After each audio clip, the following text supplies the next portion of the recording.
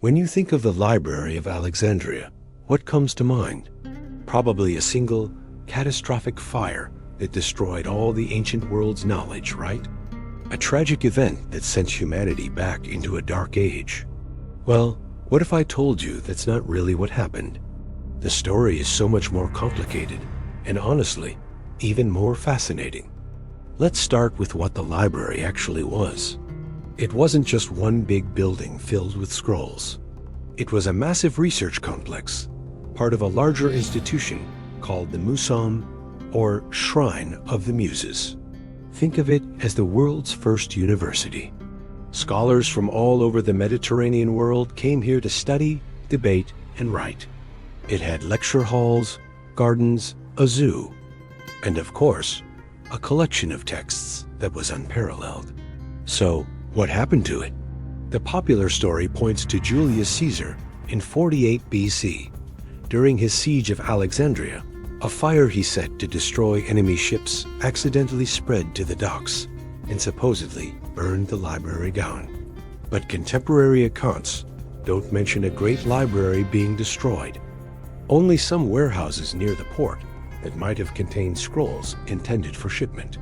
Most historians agree the main library survived this incident largely intact. The real decline of the library wasn't a single event, but a slow, painful decay over centuries. It suffered from budget cuts under different Roman emperors, who saw less value in funding Greek scholarship. Political purges also played a huge role. In 145 BC, one ruler expelled all foreign scholars from Alexandria, crippling the intellectual community. Then came religious strife. As Christianity grew, pagan institutions like the Museum fell out of favor. In 391 AD, a Christian mob, encouraged by the patriarch Theophilus, destroyed the Serapeum, a sister temple and library to the main one.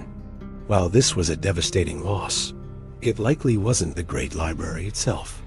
By this point, the main library had probably dwindled significantly or ceased to exist as the grand institution it once was. The final blow came with the Muslim conquest in 642 AD, but by then, there likely wasn't much left to destroy. So what was truly lost? It wasn't just scrolls. We lost a vibrant, multicultural hub of innovation that thrived for centuries.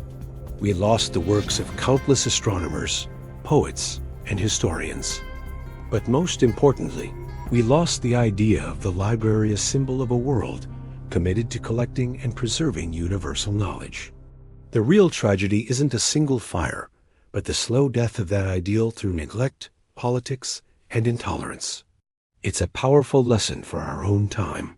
Thanks for watching. If you found this interesting, hit that like button and subscribe for more dives into history's biggest myths. See you next time.